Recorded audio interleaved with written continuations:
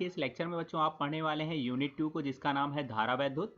और धारा वैद्युत के अंतर्गत यानी इस यूनिट के अंतर्गत जो आप चैप्टर पढ़ रहे थे अभी तक, चैप्टर 3, जिसका नाम है करंट इलेक्ट्रिसिटी, हिंदी में कहें तो धारा विद्युत। तो इसकी आज हम न्यूमेरिकल पार्ट 2 को देखने वाले हैं। ठीक है, आज इसके न्यूमेरिकल पार्ट 2, कल यानी पिछले लेक्चर में आपने न्यूमेरिकल पार्ट 1 देखा था, क्लियर है ना। तो आज आप देखेंगे न्यूमेरिकल पार्ट 2 को। ठीक है, तो देखते हैं। सबसे पहले आपके स्क्रीन पर कोई न्यूमेरिकल आएगा तो मैं पहले फिर से आपको बताना चाहूँगा कि यदि आप इस चैनल पर नए हैं तो प्लीज़ चैनल को सब्सक्राइब कर लेना। अगर आप इस सेशन को देख रहे हैं और ये सेशन आपको अच्छा लग रहा है, यानी कि ये लेक्चर आपको अच्छा लग रहा है, तो आप इस सेशन को या इस वीडियो को आप लाइक ज़रूर करिएगा, क्लियर है ना।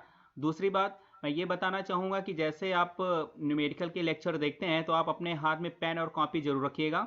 जैसे कोई न्यूमेरिकल आपकी स्क्रीन पे आता है तो प्लीज़ उससे पहले करने का प्रयास करिएगा।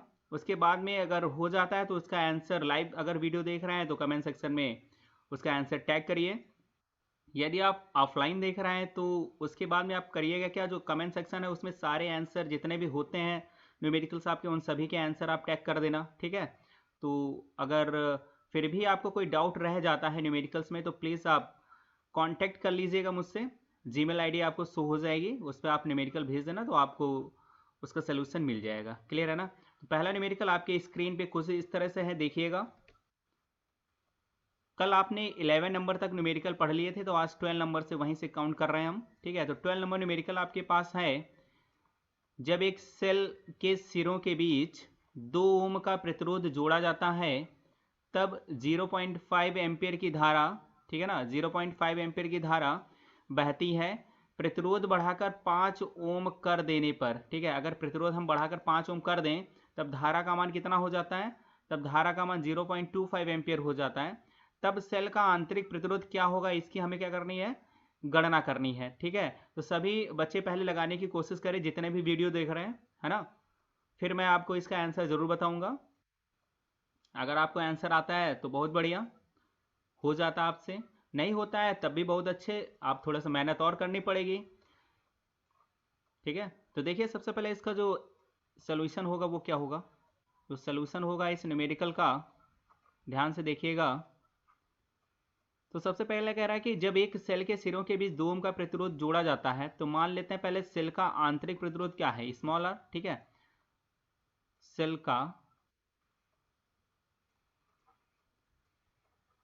का आंतरिक प्रतिरोध बराबर स्मॉल आर। ठीक है, और विद्युत वाहक बल कितना मान लेते हैं हम, विद्युत वाहक बल। ठीक है, तो विद्युत वाहक बल हम मान लेते हैं कैपिटल ई है। तो ध्यान देना, पहली कंडीशन में जब धारा 0.5 हो रही, कब हो रही, जब 2 ओम का प्रतिरोध जोड़ा जाता है, ठीक है, सेल के सिरों के बीच। तो फार्मूला होता है आपके पास I is equal to E upon small R plus capital R. ठीक है, तो यहाँ पे ध्यान देना, जब शुरुआत में क्या होगा, 0.5 एम्पियर की धारा होगी, यानी 0.5 धारा की तरफ इज इक्वल टू ई का मान सेम रहेगा, चेंजमेंट नहीं होना। प्रतिरोध हमें काउंट ही करना है तो आर सेम रहेगा। कितने ओम का प्रतिरोध जोड़ रहे हैं, 2 ओम का प्रतिरोध जोड़ रहे हैं तो 2 हो गया। ठीक है, इक्वेशन क्या बना लेंगे हम इसे, फर्स्ट। ठीक है, पहली कंडीशन में। ठीक है, ये कौन सी कंडीशन थी, पहली स्थिति थी आपकी, पहली स्थिति में, पहली स्थिति में। अब दूसरी स्थिति देखो जरा, तो दूसरी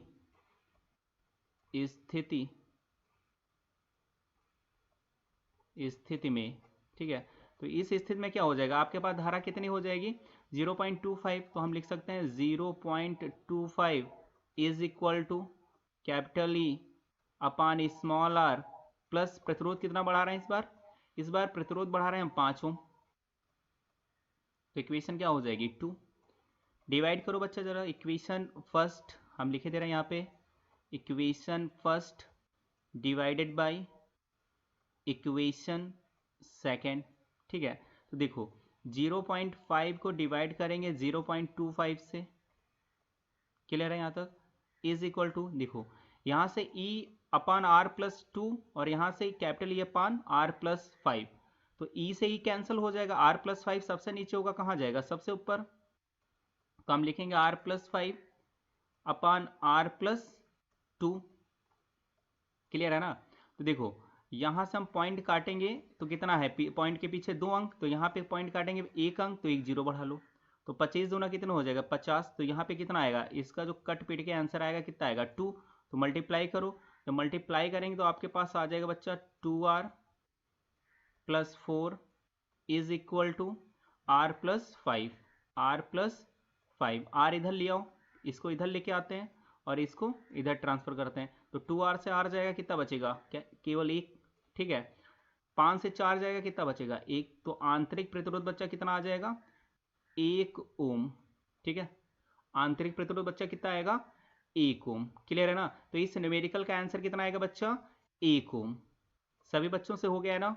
अगर जिस बच्चे से हो गया है प्लीज कमेंट सेक्शन में यस लिखिए। लाइव वीडियो जब चल रहा होता तो मैं इसे वॉच कर लेता हूँ, ठीक है, तब मैं देख लेता हूँ कि कौन बच्चा कर रहा है कौन नहीं कर रहा है। ऑफलाइन में मैं ध्यान नहीं देता क्योंकि मुझे पता भी नहीं चलेगा, ठीक है ना। ऑफलाइन में आप कमेंट करिएगा तो उसका मैसेज मेरे पास आ जाता है, उससे मैं आपको आपके आंसर को देख लूंगा। क्लियर है ना। तो अगला न्यूमेरिकल आपकी स्क्रीन पर आने वाला है, ध्यान दीजिएगा, थोड़ी सी पहले से बेटर कोशिश करिए जिससे आपसे ये न्यूमेरिकल हो सके। क्लियर है ना। तो देखिए न्यूमेरिकल आपके स्क्रीन पे कुछ इस तरह से है। तो न्यूमेरिकल नंबर 13, न्यूमेरिकल नंबर 13 कह रहा है एक लंबे समय तक उपयोग में, ठीक है, एक लंबे समय तक उपयोग में लाए गए संचायक सेल का विद्युत वाहक बल 1.9 वोल्ट, ठीक है, 1.9 वोल्ट तथा आंतरिक प्रतिरोध 380 ओम है। सेल से कितनी अधिकतम धारा ली जा सकती है। क्लियर है ना। क्या पूछ रहा है कि सेल से कितनी अधिकतम धारा ली जा सकती है। तो इसे हमें क्या करना है, फाइंड करना है। तो हमें क्या फाइंड करना है, मैक्सिमम धारा, यानी कि हम बोल सकते हैं आई मुझे क्या करना है फाइंड। तो आई इज इक्वल टू क्या हो जाएगा क्वेश्चन मार्क। क्लियर है। तो इसका सोल्यूशन देखिए आप ध्यान से। तो सोल्यूशन में क्या हो जाएगा, तो आप सबसे पहले क्या करिएगा, तो आप चेक कर लीजिएगा कि जो वैल्यू दे रखी है उससे नोट कर लेते हैं। तो आपके पास विद्युत वाहक बल कितना है, आपके पास जो विद्युत वाहक बल है बच्चा E इज इक्वल टू कितना है 1.9 वोल्ट, है ना। और आंतरिक प्रतिरोध कितना है small R is equal to है आपके पास 380 ओम, है ना। हमें फाइंड क्या करना है आई। तो देखो सेल के विद्युत वाहक बल के लिए फॉर्मूला, या सेल के लिए, ठीक है, सेल के लिए जो फार्मूला लगाएंगे बच्चा क्या लगाएंगे, वो होता है capital E is equal to I R. ठीक है, हमें फाइंड क्या करना है, आई फाइंड करना है। तो आई इज इक्वल टू क्या हो जाएगा capital E upon small are.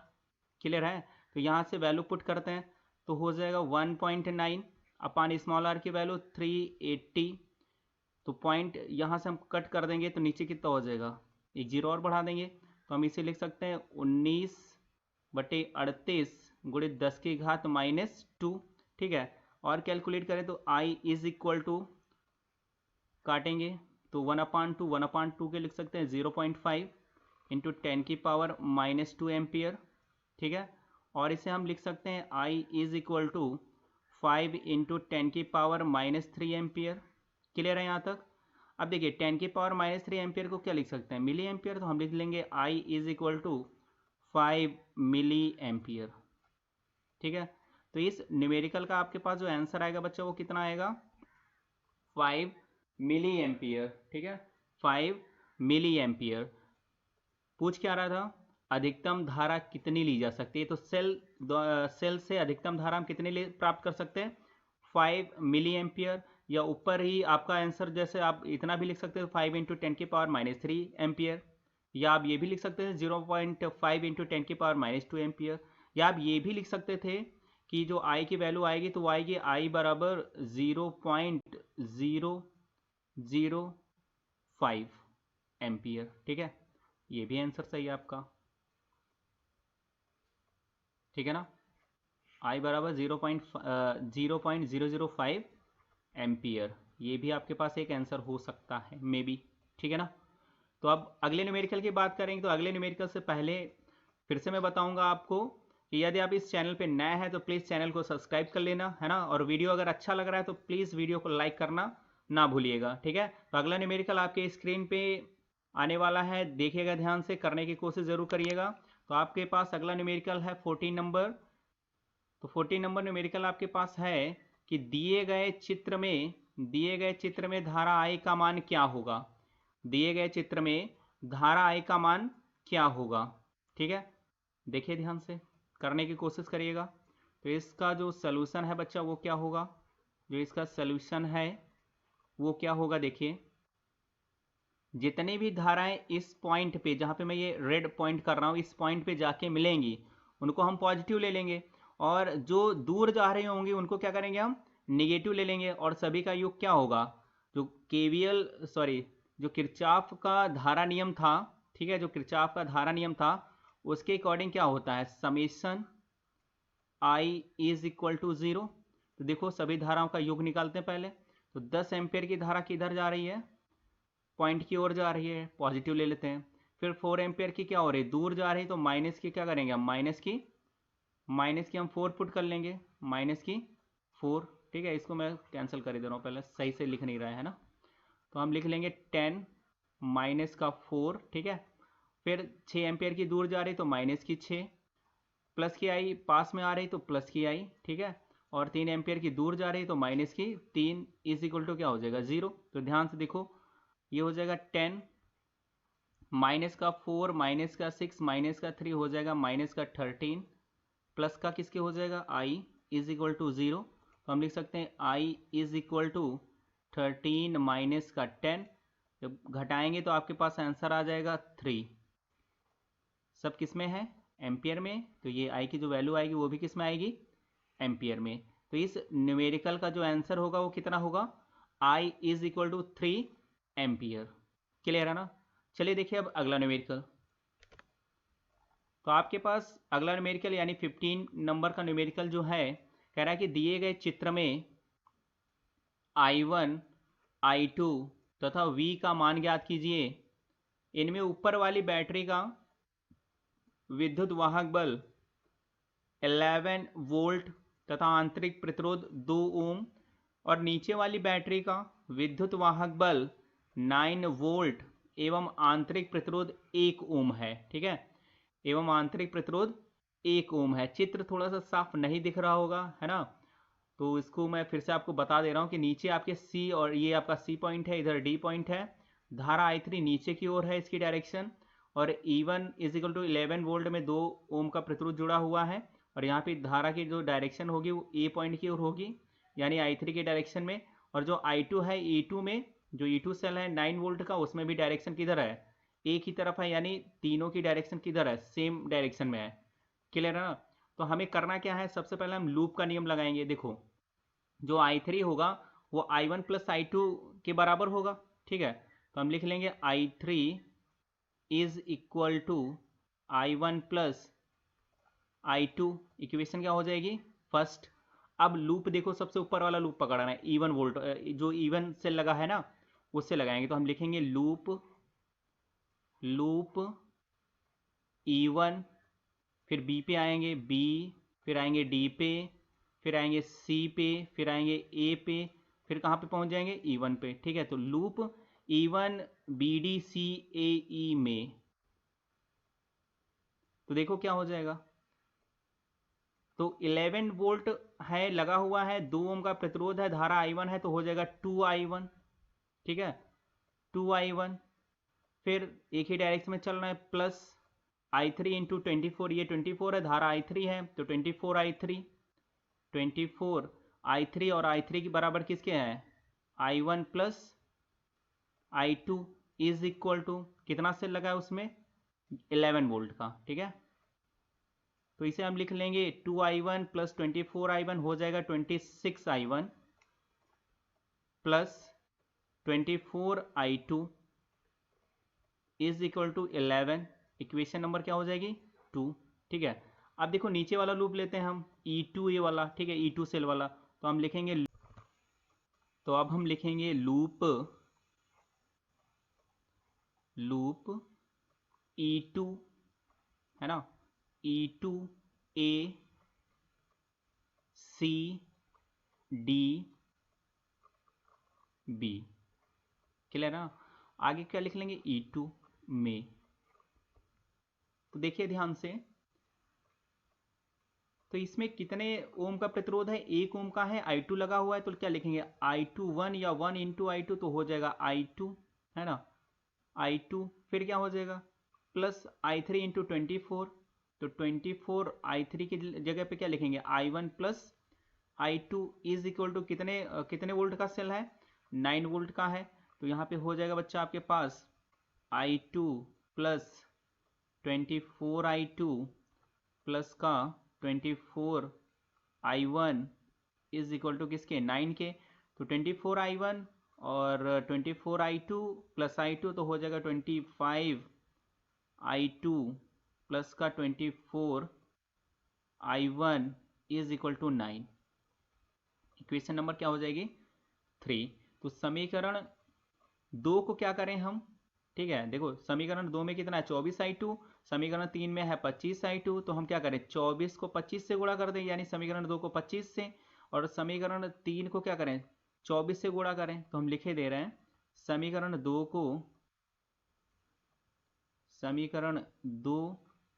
को गुणा कर दें हम किससे, 25 से, है ना, एंड जो समीकरण 3 है, ठीक है, समीकरण 3 है, इसको गुणा किससे कर दें, इसको कर दें बच्चा हम, क्योंकि उधर क्या था आपके पास 25 से उधर कर रहे हैं, तो इधर कितना करना पड़ेगा 24 से, है ना, इसके बाद घटाने पर यानी गुणा करके घटाने पर, तो देखो गुणा करेंगे तो आपके पास जो इक्वेशन आ जाएगी बच्चा, उसके बाद में जब घटाएंगे तो ध्यान से देखना, अगर 25I2 को 24 से गुणा करेंगे, इधर 24I2 को 25 से गुणा करेंगे, सेम हो जाएगा, आपस में कैंसल आउट हो जाएंगे, तो हम सीधा क्या करें, 26I1 को क्या करें हम 25 से गुणा करें, तो 26I1 को जब हम 25 से गुणा करेंगे तो आपके पास आ जाएगा 650I1। तो देखो गुणा कर लेते हैं, 25 छक्का 150 यानी कि 15, 25 दूना 50, 50 15 कितना हुआ 65, यानी 650I1। अब इसी से घटाएंगे हम ये वाला 24I1 में कितना गुणा करके, 24 गुणा करके, तो 24 से जब गुणा करेंगे कितना हो जाएगा 576, तो हम लिखेंगे माइनस का 576I1 इज इक्वल टू, ठीक है, इज इक्वल टू, तो जब हम 11 को, सबसे पहले 11 को जब 25 से गुणा करेंगे तो 25 दाम कितने हुए 250, और 25 275, है ना, कितना हो जाएगा 275, माइनस करेंगे जब हम 9 को 24 से गुणा करेंगे, है ना, जब 9 को 24 से गुणा करेंगे तो आपके पास आ जाएगा 216, ठीक है, तो घटा लेते हैं, तो घटाने के बाद में आपके पास कितना बच जाएगा, हो जाएगा 74, है ना, 24 यहाँ से 50 से, तो 74I1 इज इक्वल टू, तो 75 से जब 16 घटाएंगे तो आपके पास बचेगा 59, ठीक है, तो I1 की वैल्यू कितनी हो जाएगी, I1 बराबर हो जाएगा 59/74 एम्पियर। क्लियर है? अब देखो I2 की वैल्यू निकालने के लिए हम क्या करेंगे, समीकरण 2 में I1 का यह मान समीकरण 2 में रखने पर, तो जब रख देंगे तो देखो क्या हो जाएगा, हमें I2 की वैल्यू फाइंड करनी है, तो देखो 24I2 is equal to 11 minus का 26 इंटू I1 यानी 59/74, है ना, तो जब हम इसे जब कैलकुलेट करेंगे आपके पास, तो देखो कितना हो जाएगा, तो हमारे पास 24I2 बराबर का हो जाएगा 11 माइनस का 26 गुणित 59/74, तो देखो यहाँ पे कैलकुलेट करो, कुछ कट पिट रहा है, चलो 24 से और हम इधर क्या करेंगे, डिवाइड कर देंगे, तो हो जाएगा आपके पास I2 इज इक्वल टू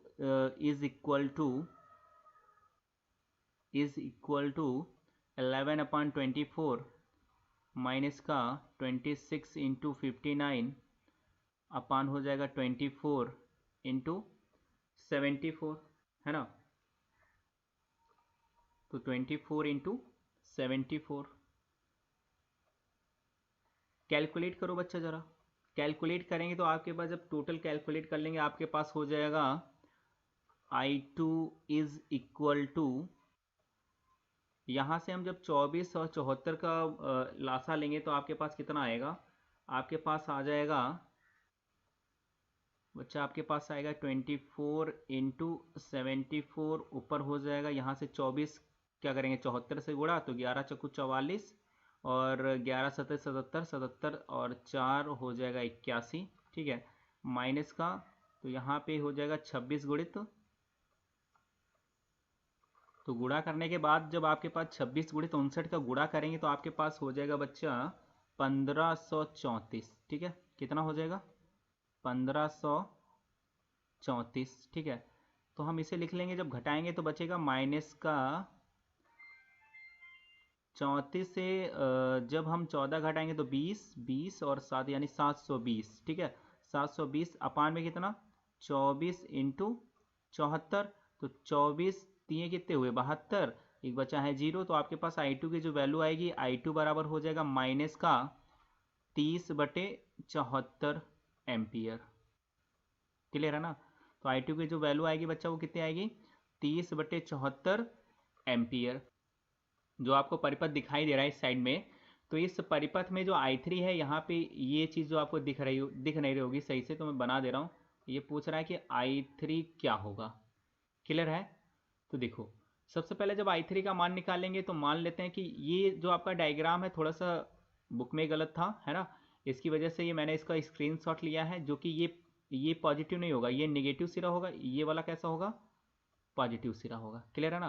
तो अब डायरेक्शन क्या हो जाएगी, ध्यान से देखो, इधर भी I1 क्या होगा आएगा, मान लो इधर भी I2 भी क्या होगा, डायरेक्शन इस साइड में होगा।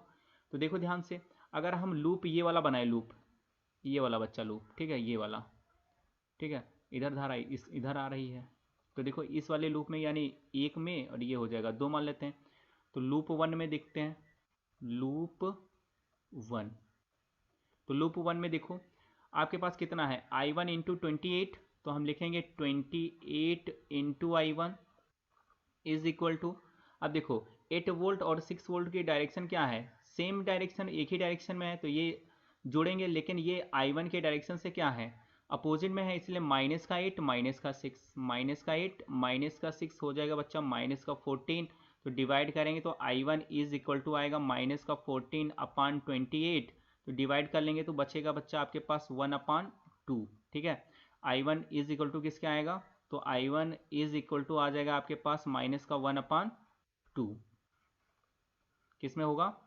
एम्पियर में होगा, ठीक है। अब देखो लूप 2 में देखते हैं, तो लूप 2, तो लूप 2 में क्या हो जाएगा I2 है, तो हम क्या लिखेंगे I2 इंटू 54, तो हो जाएगा 54 into I2 is equal to, यहाँ भी क्या होगी डायरेक्शन, ये देखिए 6 वोल्ट और 12 वोल्ट की तो सेम डायरेक्शन है, लेकिन ये I2 से विपरीत डायरेक्शन में है, तो हो जाएगा माइनस का 6 माइनस का 12 इज इक्वल टू माइनस का 18, है ना। तो इसे जब हम डिवाइड करेंगे 18 और 54 को डिवाइड करेंगे तो हो जाएगा I2 is equal to minus का 18/54, तो 18 1 ज़ा 1 और 18 3 ज़ा 54, तो आपके पास जो I2 की वैल्यू आएगी वो कितनी हो जाएगी माइनस का 1/3 एम्पियर, ठीक है ना। अब हमें फाइंड क्या करना है I3, तो I3 किसके इक्वल है, तो I3 बराबर है बच्चा I1 प्लस I2, तो I1 की वैल्यू कितनी है माइनस का 1/2, I2 की माइनस का 1/3, जब कैलकुलेट करेंगे तो I3 बराबर कितना हो जाएगा माइनस का 2×3 6, तो लासा हो जाएगा, ऊपर हो जाएगा -2 और -3 कितना हो जाएगा 5, यानी माइनस का 5, तो आपके पास I3 की वैल्यू कितनी आएगी माइनस का 5/6 एम्पियर, ठीक है ना। कितना आंसर आएगा बच्चा आपके पास माइनस का 5/6 एम्पियर। बोलो क्लियर है, एनी डाउट, अगर डाउट रह जाता है तो प्लीज़ कमेंट सेक्शन में ज़रूर पूछ लीजिएगा, है ना। अब देखते हैं हम न्यूमेरिकल नंबर 17 कि न्यूमेरिकल नंबर 17 क्या कह रहा है आपसे। तो न्यूमेरिकल नंबर 17 बोल रहा है कि निम्न चित्र में प्रदर्शित परिपथ में व्हीट स्टोन सेतु में संधि बी व डी के बीच विभवांतर काउंट करना है। किसके बीच? बी व डी, यानी ये पॉइंट और इस पॉइंट के बीच हमें विभवांतर काउंट करना है, ठीक है ना। तो देखो सबसे पहले क्या करेंगे, आपके पास 1 ओम के 2 प्रतिरोध हैं, श्रेणी क्रम में होंगे ये टोटल क्या हो जाएगा, व्हीट स्टोन ब्रिज होगा, ठीक है। व्हीट स्टोन ब्रिज होगा तो ध्यान दो जरा कि 1 और ये वाला 1, ठीक है। तो इधर से जब निकालेंगे धारा I1 इसमें कितनी जा रही है, इधर जा रही है ऊपर की ओर I1, और नीचे की ओर कितनी है I2। तो I1 I2 हमें पता चल जाए, ठीक है। तो हम लूप कौन सा लगाते हैं, पहले हम लूप काउंट करेंगे, लूप ये ऊपर वाला काउंट करेंगे ABCEF, ABCEF A में, क्लियर है। तो देखो इसमें क्या करेंगे, 1I1 इंटू 1I1 तो हो जाएगा बच्चा 2I1। 2I1 is equal to किसके, अपान में कुल वोल्टेज कितना लगा है 2, तो कितना हो जाएगा 2। तो I1 बराबर किसके हो जाएगा 1 एम्पियर, है ना। तो I1 बराबर कितना हो जाएगा 1 एम्पियर। अब देखो लूप दूसरा देख लेते हैं, तो लूप नीचे वाला काउंट करेंगे ADCEF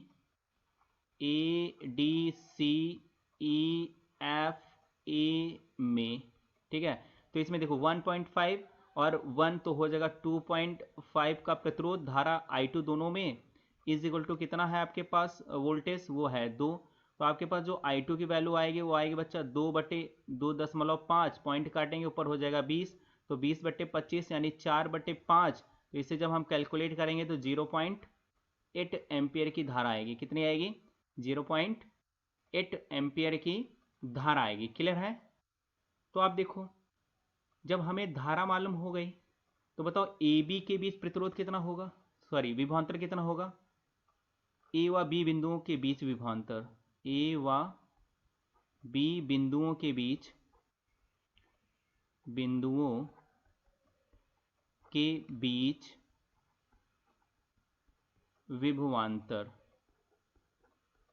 विभवांतर बराबर, ठीक है। देखो हमें क्या मालूम है, धारा मालूम है, तो I1 इंटू क्या हो जाएगा R1। तो I1 कितना है आपके पास है 1 एम्पियर, इंटू R1 कितना है 1, तो कुल कितना हो गया 1 वोल्ट, क्लियर है। अब AD के बीच निकाल लें तो हम लिखेंगे A व D बिंदुओं के बीच विभवांतर बराबर क्या लिखेंगे I2 इंटू R2। तो I2 कितना है आपके पास 0.8 इंटू R2 कितना है 1.5, कैलकुलेट करो जरा, 15 8 कितने हो 120, 120 तो 0.2 के बाद 1 2 के बाद यानी 1.2 वोल्ट। यहाँ तक बोलो क्लियर है, यहाँ तक क्लियर है ना, कोई डाउट, ठीक है ना। देखिए आगे, अब बी व डी के बीच विभवांतर निकालना है, तो इसलिए पॉइंट्स बी व डी के बीच विभवांतर है ना, बराबर क्या हो जाएगा, देखो अंतर निकालना है तो 1.2 से क्या करेंगे घटाएंगे 1, तो आपके पास कितना बचेगा 0.2 वोल्ट, कितना बचेगा 0.2 वोल्ट। तो बताओ बच्चा इस न्यूमेरिकल का आंसर कितना आ जाएगा, तो इस न्यूमेरिकल का जो आंसर होगा वो भी कितना होगा 0.2 वोल्ट। एनी डाउट, अगर कोई समस्या रह रही है तो प्लीज़ कमेंट सेक्शन में ज़रूर पूछ लो, है ना। देखिए अब अगला न्यूमेरिकल, तो अगला न्यूमेरिकल आपके स्क्रीन पे इस तरह से है, 18 नंबर न्यूमेरिकल है। बोला है चित्र में प्रदर्शित परिपथ में यदि 10 ओम के प्रतिरोध में धारा शून्य हो तो, ये यानी ये वाले पॉइंट में यहाँ पे अगर धारा शून्य हो तो गणना कीजिए प्रतिरोध x का मान। अगर 10 ओम के प्रतिरोध में जब धारा शून्य हो जाएगी तो देखिए आप क्या यहाँ पे अनुभव करेंगे, तो यहाँ पे आप एक व्हीट स्टोन सेतु का अनुभव करेंगे। तो व्हीट स्टोन सेतु के लिए, किसके लिए, व्हीट स्टोन सेतु के लिए, तो व्हीट स्टोन सेतु के लिए देखो फर्स्ट पॉइंट निकालना है हम, प्रतिरोध x का मान, तो क्या होता है देखो this by this is equal to this by this, तो हम बोल सकते हैं 3/x इज इक्वल टू 6/12, तो हम इसे लिख लेंगे बच्चा x is equal to 12/6 into 3, तो 6 दूनी कितने हुए 12 है ना, तो 2 3 कितने हो गए 6, ठीक है। तो x बराबर कितना आएगा 6 ओम। बोलो क्लियर है। सेकेंड पॉइंट देखो, 4 ओम के प्रतिरोध में धारा, 4 ओम के प्रतिरोध में धारा, तो 4 ओम कहाँ है, ये नीचे की ओर है, तो कुल तुल्य प्रतिरोध कितना होगा, तुल्य प्रतिरोध पहले हम निकालेंगे, ठीक है। तो तुल्य प्रतिरोध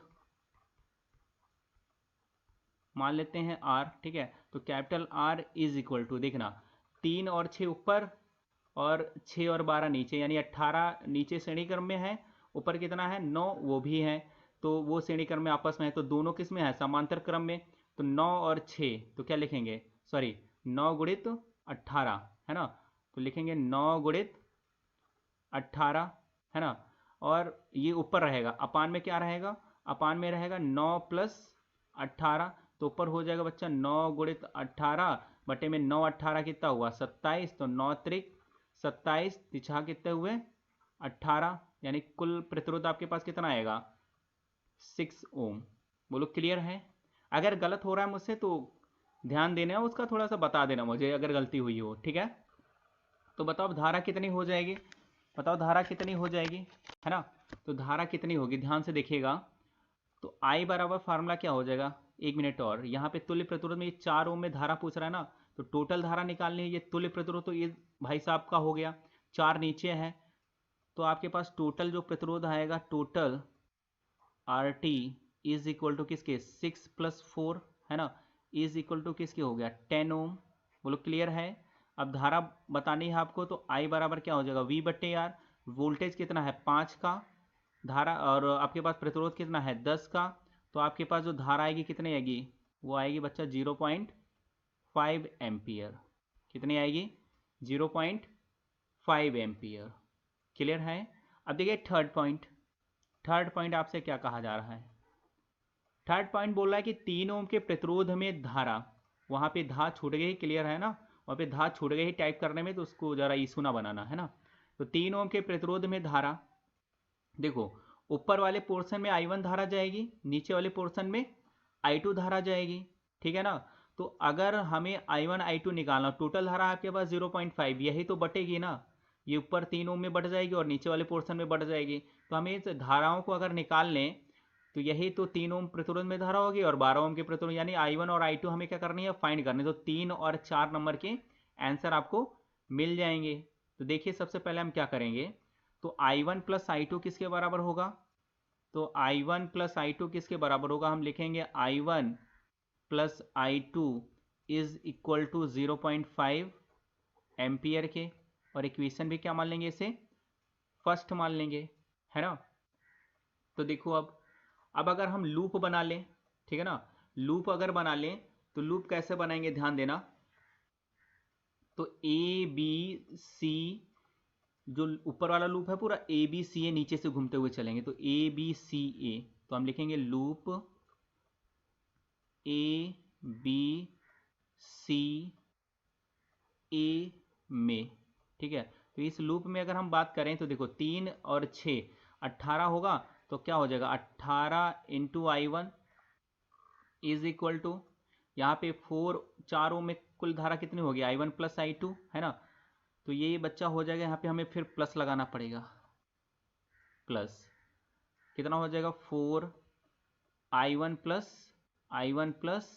I2 is equal to, voltage कितना है 5 का, तो यहाँ पे हो जाएगा 18 I1, गलती हो रही सॉरी है ना, ये 3 और 6 9 होगा, 18 नहीं है ना, ये 18 नहीं, कितना होगा 9 होगा इसकी जगह पे, तो हो जाएगा 9I1 + 4I1 हो जाएगा 13I1, ठीक है ना।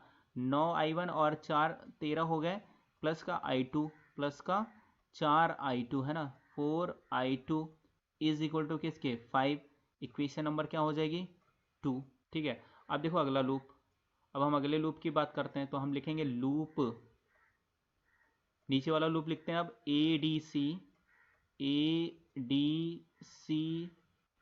A में, है ना। तो इसमें देखो, इसमें कितना था, 6, x का वैल्यू 6 था, उधर कितना है 12, तो 12 6 कितने हुए 18, 18i2 है ना, प्लस 4i1 प्लस i2, तो हम लिखेंगे 4i1 plus 4i2 is equal to किसके 5। तो कैलकुलेट करो जरा, तो हो जाएगा 4i1 प्लस 18 4 कितने 22, i2 बराबर किसके 5। इक्वेशन नंबर कौन से हो जाएगी, थर्ड। तो अब हम समीकरण 2 व 3 को हल करेंगे, तो वहाँ से हम i1 और i2 की वैल्यू फाइंड करेंगे। तो सबसे पहले हम क्या कर रहे हैं, i1 को डिलीट करने की कोशिश करेंगे। तो सबसे पहले हम क्या करेंगे, समीकरण 2 को, ठीक है, समीकरण 2 को गुणा कर लें अगर हम 4 से, व समीकरण 3 को अगर हम गुणा कर लें 13 से, तो देखो बच्चा क्या हो जाएगा, 13 चक्कू कितने हुए, 13 चक्कू हो जाएंगे बच्चा 52, तो 52i1, ठीक है, प्लस 4 चक्कू 16i2 प्लस 5 चक्कू कितने हो जाएंगे 20, ठीक है, तो 5 चक्कू हो जाएंगे 20। तो इसके बाद में हम क्या करेंगे, इक्वेशन नंबर 3 को हम क्या करेंगे 13 से मल्टीप्लाई, तो 13 चक्कू कितने हो जाएंगे फिर से 52i1, ठीक है, प्लस 22 को क्या करेंगे हम 13 से गुणा, तो 22 गुणित 13 i2 किसके बराबर हो जाएगा 13 × 5 = 65। तो जरा घटा के देखिए, ये 52i1 से i1 कैंसिल हो जाएगा, ये वाला माइनस कर लेंगे, ये वाला टर्म माइनस कर लेंगे, ये वाला माइनस टर्म करेंगे, देखो आपके पास क्या बचेगा, 65 से जब 20 जाएगा तो कितना बचेगा 45, और इधर आपके पास कितना बचेगा 22 गुणित 13, तो 13 दूनी 26, और 13 दूनी 26, 26 तो कितना हुआ 28, तो 286 i2 से घटाएंगे बच्चा हम 16 i2, तो आपके पास बच जाएगा कि 270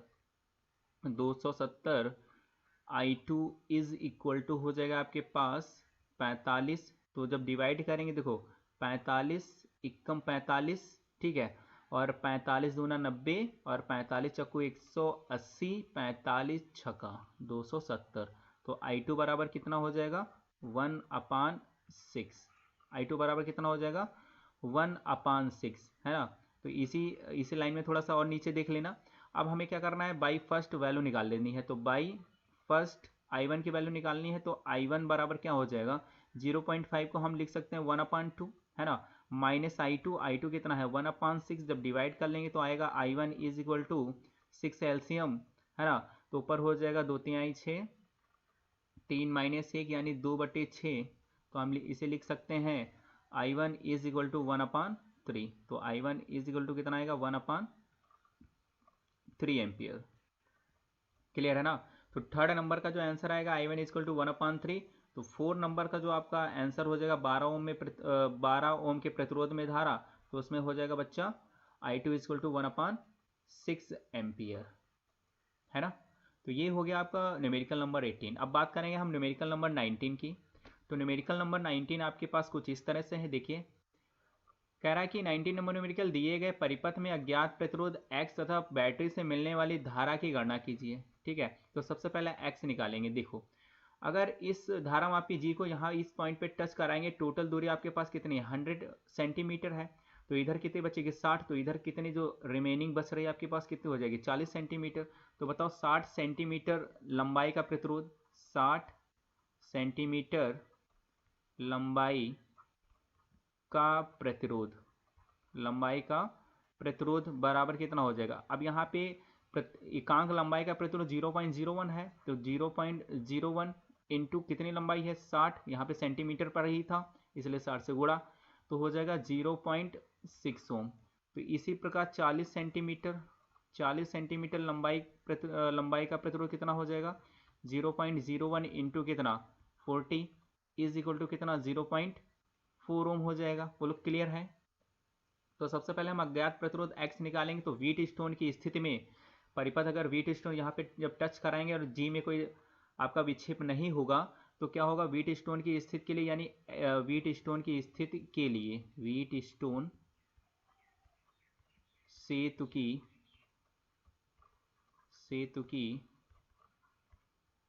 ठीक है, सेतु की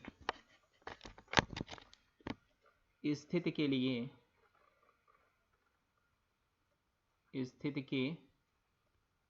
लिए देखना ध्यान से, तो x देखो this portion upon this portion, और ये 4 ओम वाला पोर्शन कैसे 40 के अपान में आएगा। हम लिख लेंगे x अपान 60 सेंटीमीटर की दूरी है, तो 60 सेंटीमीटर पे कितना है 0.6 इज इक्वल टू, अब उधर कितना है 4 अपान 40 सेंटीमीटर के लिए कितना है 0.4। तो बताओ बच्चा जरा x की वैल्यू कितनी होगी, तो x बराबर किसके हो जाएगा आपके पास, तो जो x की वैल्यू आपके पास आ जाएगी बच्चा 0.6 और 0.4 में पॉइंट कट जाएंगे, तो 4 से 4 ये कट जाएगा, तो 6 कम कितना होगा 6, तो x की वैल्यू कितनी आ जाएगी आपके पास 6। ठीक है, तो x की वैल्यू कितनी आएगी आपके पास 6 ओम। बोलो क्लियर है। अब देखिए, अब आपको क्या करना है, धारा जो बैटरी से मिलने वाली धारा है उसकी गणना करनी है। तो I बराबर क्या हो जाएगा V/R, तो हमें इक्विवेलेंट जो प्रतिरोध है उसको काउंट कर लेना पड़ेगा, है ना। तो R equivalent is equal to, ध्यान से देखना यहाँ पे आपके पास कितना है, ये है बच्चा 6, ये कितना है 4, 6 4 कितना हुआ 10, तो यहाँ पे कितना है 0.6 और 0.4 ऐड करेंगे तो कितना हो जाएगा 1, क्योंकि ये श्रेणी क्रम में है ना। तो 10 1 का जब समांतर क्रम करेंगे तो सबसे ऊपर क्या करते हैं मल्टीप्लाई में लिखते हैं, तो लिखेंगे 10 × 1 अपान में क्या हो जाएगा, अपान में हो जाएगा बच्चा आपके पास 10 + 1 तो हो जाएगा 11। बोलो क्लियर है। तो क्या लिखेंगे 10/11 ओम। यहाँ तक क्लियर। अब हमें निकालनी है धारा, तो I बराबर क्या हो जाएगा फॉर्मूला V/R, यानी R इक्विवेलेंट वाला। तो V is equal to, V कितना है आपके पास 5 वोल्ट अपान R इक्विवेलेंट कितना है 10 अपान 11। ठीक है ना, तो 11 कहाँ जाएगा सबसे ऊपर, तो हो जाएगा 11 और 5 के मल्टीप्लाई, तो 11 × 5 = 55, है ना। तो हो जाएगा 55 अपान 10, तो डिवाइड करेंगे तो आपके पास कितना हो जाएगा I is equal to 5.5 ampere. बोलो क्लियर। एनी डाउट, कोई समस्या नहीं है तो फिर वीडियो को लाइक करो, चैनल पे नया है तो चैनल को सब्सक्राइब करो, और आप इस जो लेक्चर को आप क्या करिए अपने बेस्ट फ्रेंड के साथ में शेयर करिए। मिलेंगे एक नेक्स्ट वीडियो में नेक्स्ट लेक्चर के साथ और नए यूनिट नए टॉपिक के साथ, तब तक के लिए जय हिंद जय भारत।